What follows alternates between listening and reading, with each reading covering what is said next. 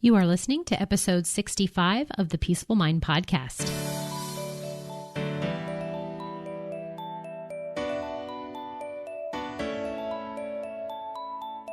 Welcome to the Peaceful Mind Podcast, a place for creating the peace of mind you need to be the best mom you were created by God to be.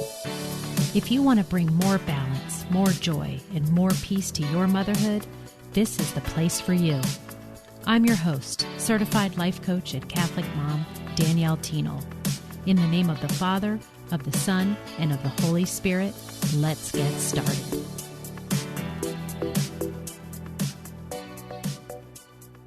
Hey everyone, welcome back. Before I get started, I just want to tell you that Danielle Teno Coaching has some exciting changes coming up, and I want you, my listeners, to be the first to know all about it. So stay tuned to the end of the episode where I will drop a few details. All right, for today, I want to talk to you about I want to versus I have to.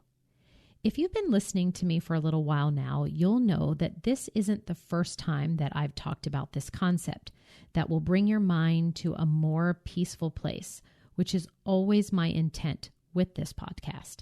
But I feel like this concept is so profound in its simplicity and that the change of direction of your destination in life can be way different by just this one little shift that I wanted to dedicate an episode to it. I wanted to highlight the importance of the impact it can have on your life. I've seen it work time and time again with my clients to bring about a new awareness to how their brain likes to trick them into believing certain truths.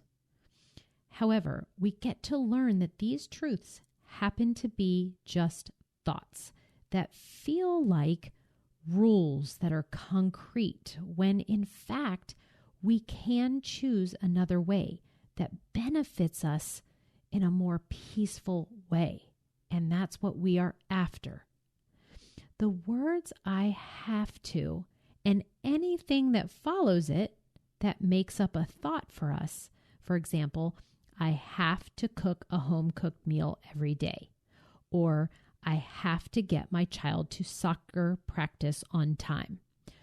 Or I have to pay this bill by the first of the month, or I have to lose 10 pounds by next month. They're all just our brain thinking on default. The phrase, I have to, and whatever comes after it, gives us this connotation that it is a must. It's a certainty, a sense of pressure, and that you're confined or locked in, and that the consequences to it would be heavy or devastating or detrimental to your life. I think that is the best way that I can describe it, that I have to, and whatever follows those words gives us this feeling and sense of heaviness and pressure. So now I want you to know, starting today, that there is an alternative. One that if you redirect your mind to, you will see your life in a different way and bring more calm and peace and joy instead of believing that you have to do things. I want you to start rewording it in your brain with, I want to do these things.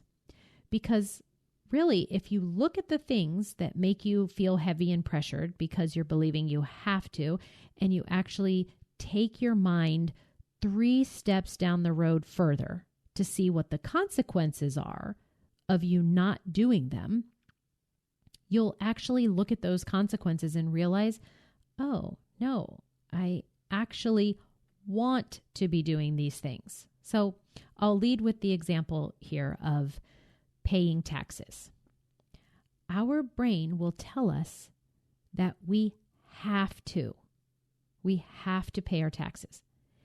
And when you feel like you have to pay your taxes, it does put a little bit of heaviness and pressure, right? When you're looking at how much something costs and you look at the tax that will be paid on top of it, or when it comes time for your income tax, it can feel heavy and stressful.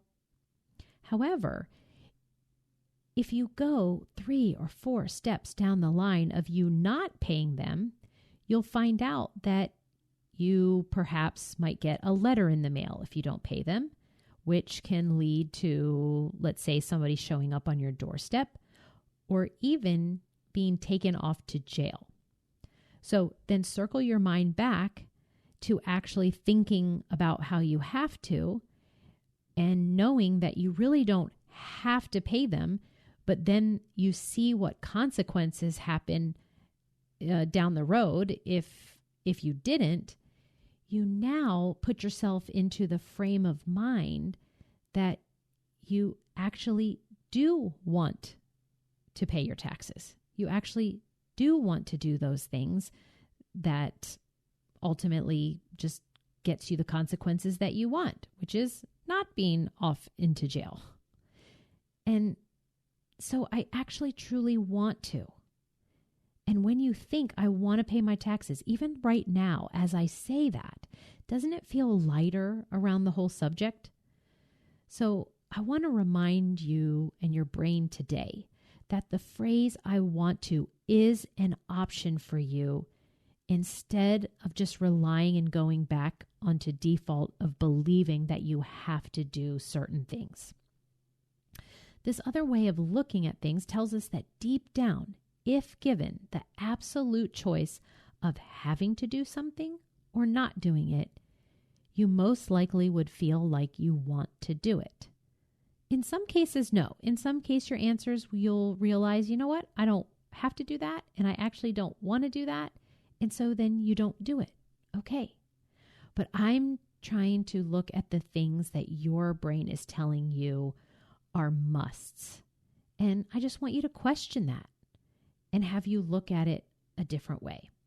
So let's take the home cooked meal example that I spoke of earlier. So whereas before your brain offered you that it was something that you have to do, you can switch the focus to why is it that you don't have to, but that you actually truly want to. You go looking at all the reasons why. Why do you want to do it? Which may be because too much fast food could be detrimental to my kids' health, and because I want to expose them to a variety of foods, because at times you might actually love the cooking process of making a home-cooked meal, and you want to share that enjoyment with your family and to your children. Maybe your reason why is because it satisfies you in some way, and that it's important to you to give them food that is packed full of vitamins and minerals, because you want to be the mom who actually provides their 2 children or any amount of children with these nutrients. Yes? But is it that you are telling yourself, what is it that you're telling yourself would happen if you didn't do it? That is what I'm wanting you to look at, because there are consequences to everything we choose to do. And even in that same example, let's look at it as if we were saying, I have to give them a home-cooked meal every single day. Because if I don't, they won't be healthy? Like, is that true? Or perhaps could there be other ways for them to be healthy? And if we didn't put pressure on ourselves to have a healthy home-cooked meal every day, or telling yourself you have to because if you don't, it'll mean what? That you're not a good mom because that's what good moms do? I truly do uncover a lot of my client moms who have this underlying belief, but they have to do certain things because that's what, quote, good moms do. And I want to just tell you that this is a false belief that deserves being questioned. And that when you turn your focus to the things that you want to be doing and why you want to be doing them, and then carrying them out, that way you are a more effective mom. I'm wanting to offer you today to take ownership that no one can make you do anything, that you have the power to add or subtract from your to-do list. You have full agency over what you choose to do and not do. And that includes everything that you have going on in your life. If you just look at a snapshot of just what you believe you have to do in a day or in a week or a month or a year, no one makes you do anything. Even the things our brains try to convince us are mandatory, like laundry or paying taxes, they are choices. And so the difference between saying I have to versus I want to, this really means I'm choosing to do this, or even I get to do this, right? It just feels different. So when you think about it in this way, I want you to question the thought, I have to do this. And when you look at your own personal mental list of the things that you, quote, have to do, just ask yourself, is that absolutely true? Do you have to do it? And how do you know if it's true? And what if you didn't have to do it? What do you make it mean about yourself? If you're a mom who doesn't make dinner, what do you make it mean about yourself? If you're the mom who doesn't say yes to every activity that your child wants to impart on? And what do you make it mean if you're the mom who feels like you don't even have to keep up with the laundry or choose to have a job outside the home? Or deep down, you may find that you do choose all of those things. You choose to drive them and take them to all the activities because behind that, you want to give your child the option to try some things to see if they like it. And maybe it's there they'll find out and utilize their talents and maybe, come upon their destiny for their future. And that's why you're going to take it on, driving them to all the activities. But when you find yourself feeling overwhelmed or resentful or just purely busy all the time and exhausted or tired, and you think like it's because I'm having to race the kids around everywhere, we want to bring ourselves back to no, you don't have to do any of it. But you're coming from a place of, I want to. That simple mental outlook switch feels lighter. It feels better. It's a lighter feeling to be had instead of believing that you have to, which feels heavy and defeating.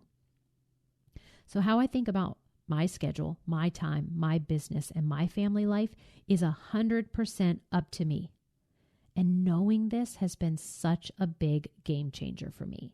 And I want to offer that to you all today. That how you think about your life and all that goes on in your mental health, your relationships, your schedule, your time, your career, your business, your spiritual life, it's all 100% up to you. And I choose what I want to believe, how I want to feel, and what I'm going to do or not do with all of it. And whether you choose to do something like making homemade dinners every day or not. Neither choice is right or wrong, but it's just that. It's a choice.